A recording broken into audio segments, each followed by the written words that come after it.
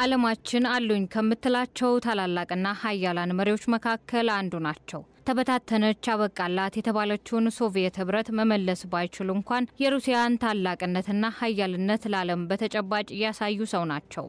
ከነጉድለቶቻቸውና ጥፋቶቻቸው የምዕራቡን ዓለምና አሜሪካንን በጦር ኃይል እንዲሁም በጠንካራ ኢኮኖሚ ተቋቁመው ሀገራቸውን ከታላላቆች ተርታ ያስቀመጡ አወዛጋቢ ሰው ይሏቸዋል። የዕለቱ የመሪዎች ዓለም ባለ ታሪካችን ቭላዲሚር ፑቲን። ከዝግጅቱ ጋር እመቤት ሲሳይ አብሬያችሁ ዘልቃለሁ። ከአንድ የምርጫ ዘመን ውጪ ከአውሮፓውያኑ 2000 ጀምሮ ሩሲያን መርተዋል። ሩሲያን በፕሬዝዳንትነት በመምራት የሚበልጧቸው ዮሴፍ ስታሊን ብቻ ናቸው። እንደ አውሮፓውያን አቆጣጠር ወርሃ ጥቅምት 1952 ሴንት ፒተርስበርግ ውስጥ ነበር የተወለዱት። ፑቲን ሁለተኛው የዓለም ጦርነት ካበቃ ከ7 ዓመታት በኋላ እንደመወለዳቸው በጦርነቱ ታላቅ ወንድማቸውን አጥተዋል። ወላጆቻቸውም ከመከራ ማጥ ውስጥ ነው የወጡት። በሰሜን ምዕራብ ሩሲያ በምትገኝ ሌኒንጋርድ በሚገኝ የጋራ መኖሪያ ቤት ውስጥ ያደጉት ፑቲን በልጅነታቸው በተደባዳቢነታቸው ነበር የሚታወቁት። ከሚበልጧቸውና ጠንካራ ከሆኑ የሰፈር ወጣቶች ጋር ይጣሉ ነበር። የዓለም የፖለቲካ አሰላለፍ መልኩን እየለወጠ በነበረበት ዘመን እንደመወለዳቸው የልጅነት ዘመናቸውንም አስቸጋሪ አድርጎታል። በልጅነታቸው በሰፈራቸው ከሚገኙ ልጆች ጋር ሁሌም እንደተጣሉ ነበር። ይህንን ተከትሎ ነው ራሳቸውን ለመከላከል በሚል የጁዶ ስፖርት በልጅነታቸው መማር የጀመሩት። ከዛ በኋላ በአካልም በአእምሮም እየጎለበቱ መምጣት ሲጀምሩ የሶቪየት ህብረት የስለላ ተቋም ውስጥ የመስራት ጽኑ ፍላጎት ማሳየት ጀመሩ። ህልማቸው ከጥረት ጋር ሰምሮ ኬጂቢን ተቀላቅለው ሀገራቸውን አገልግለዋል። የቀለም ትምህርትም ላይ ሰውየው የሚናቁሰው አልነበሩም። የህግ ትምህርት ተከታትለዋል። ቢቢሲ በአንድ ወቅት ስለርሳቸው ባስነበበው ጽሑፍ እንዲህ ሲል አትቷል። ፑቲን የሶቪየት ህብረት እንዳልነበር ሆኖ እስከምትፈራርስበት ጊዜ ድረስ ኬጂቢ በተሰኘው የሀገሪቱ የስለላ ተቋም ውስጥ ሰላይ ነበሩ ይላል። በጣም ቅርብ የሚሏቸው ወዳጆቻቸውና ደጋፊዎቻቸው ጋር በይፋም ይሁን በሚስጥር ጠበቅ ያለ ወዳጅነት አላቸው። ሰውየው ቀስ በቀስ የሀገራቸውን የፖለቲካ ስርዓትና አጠቃላይ የሀገራቸውን ነባራዊ ሁኔታ እየተረዱ ሲመጡ ወደ ፖለቲካው ዓለም ለመግባት ብዙም አልተቸገሩም። የፖለቲካ ህይወታቸው የጀመረው በአውሮፓውያኑ ዘመን አቆጣጠር 1990ዎቹ ውስጥ ሲሆን ከከንቲባነት የጀመረው የስልጣን ሽግግራቸው ቀስ በቀስ እየጎለበተና እየጠነከረ መጥቶ ቦሪስ ኤልሲሲን መተካት ቻለ። ሩሲያ ከተበታተነች በኋላ ካፒታሊዝም በፍጥነት አንሰራራ።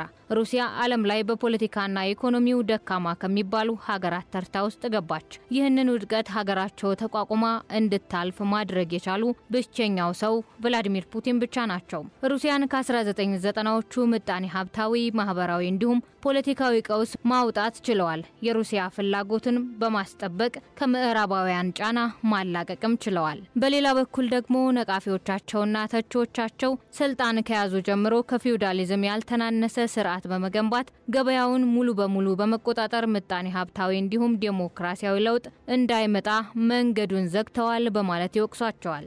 አንዳንድ የፑቲን ተቾች ከሚያነሷቸው የፖለቲካ አስተሳሰቦች መካከልም ሰውየው በቀድሞዋ ሶቪየት ህብረት ዘመን አስተሳሰብ የተቃኙ ናቸው ቢሏቸውም እሳቸው ለሀገር የሚበጀውን እኔ ነኝ የማውቀው በሚል አቋም ጸንተው 72ኛ ዓመታቸውንም ደፍነው ካቋማቸው ዝንፍ ሳይሉ ለአውሮፓውያንና ለአሜሪካ ስጋት እንደሆኑ አሉ።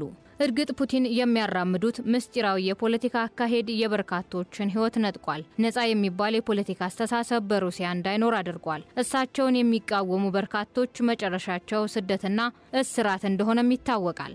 በዚህ አካሄድ እሾህና አሜኬላ ሆኖብኛል ያሉትን ሁሉ ሲያጸዱና ሲያጠሩ ቆይተው ለአምስተኛ የስልጣን ዘመን በፕሬዝዳንትነት ለመመረጥ ሲዘጋጁ ጠንካራ ተፎካካሪዎች እንኳን በዙሪያቸው እንዳይኖሩ አድርገዋል። ጸጥ ረጭ ብለው ሩሲያን በዙሪያዋ ብቻ ሳይሆን በዓለም አቀፍ ደረጃ የምትፈራና የምትከበር ሀገር አድርገው እየመሩ ነው። ስልጣንን እንደ ነፍሳቸው የሚወዱት ፑቲን እርሳቸው ከሻቱም እስከ አውሮፓውያኑ 2036 ድረስ በመንበራቸው ላይ ለመቆየት የሚያግዳቸው እዚህ ግባ የሚባል ምክንያት አሁንም በግልጽ የለም። ደፍሮ በፊት ለፊት የሚቃወማቸውም እንደዛው አይስተዋልም። የቢቢሲ የ2024 ዘገባ ዩክሬንን ስለወረሩበት ሁኔታ ሲያትት እንዲህ ይላል። የሩሲያው ፕሬዝዳንት ቭላዲሚር ፑቲን ምንም እንኳን ዩክሬንን በመውረር ዓለምን ቢያነጋግሩም በአውሮፓውያኑ 2014 ክሪሚያን የሩሲያ አካል ካደረጉ በኋላ ግን ሀገራቸው በአካባቢው እንዲሁም በመላው ዓለም እንዲኖራት የሚፈልጉትን ተጽዕኖ ደብቀው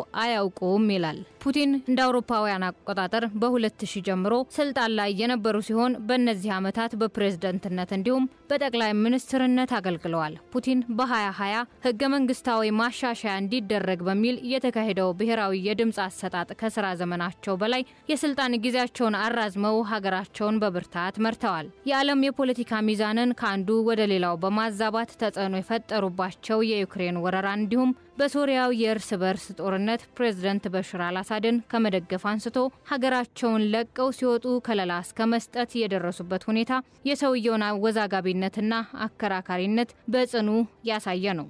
እነዚህ ሂደቶች አሜሪካንም ሆነች የተቀረው የምዕራብ ዓለም ሀገራት ፑቲንን ይበልጥ በጥርጣሬ እንዲመለከቷቸው አድርጓል። ከሶቪየት ህብረት መፍረስ በኋላ የተፈጠረችውን ሩሲያ እዚህ ለመድረስ የታለፈውን አስቸጋሪ ጊዜ የሚያውቁት ፑቲን ምን አይነት ለውጦችን እንዳመጡ ስለሚያውቁ በደንብ ይደግፏቸዋል። በተቃራኒው ሌላ መስመር ላይ ያሉት ደግሞ ተቃዋሚዎቻቸው ናቸው።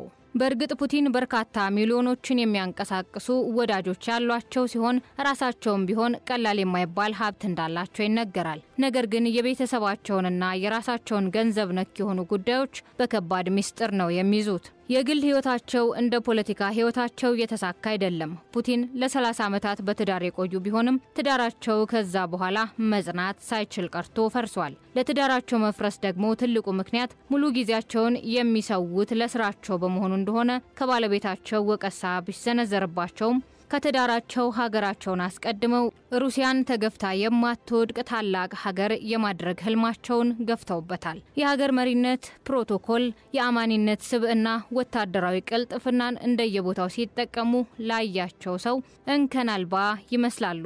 አቋማቸውን ላየ አዛውንት ሳይሆን ቆፍጣና ወታደርነታቸው ይገለጻል። ፖለቲካዊ ውሳኔዎቻቸው ታላቁ አሜሪካንን ሳይቀር የውጭ ፖሊሲዋን ቀልብሳ እንድትመለከት ያስገደደ ሆኗል። እሳቸው ከስልጣን ሳይነሱ አሜሪካ መሪዎቿን ቀያይራለች። የተፈጥሮ ሀብቷን በአግባቡ በመጠቀም ወታደራዊ አቅሟን በማጠናከር ሩሲያ ዓለም ላይ ከሚፈሩ ተጽዕኖ ፈጣሪ ሀገራት መካከል አንዷ እንድትሆን ያስቻሏት ቭላዲሚር ፑቲን ናቸው። ሰውየው አምባገነን ቢባሉም ገዳይና ወራሪ ናቸው ቢሏቸውም የስልጣን ማማውን ለማንም ሳያጋሩ በሩሲያ የመሪነት ስልጣን ከኔ ወዲያ ላሳር እንዳሉ 2 ዓመታትን ተሻግረው ያለምንም መዋዠቅ ሀገራቸውን መምራታቸውን ቀጥለዋል።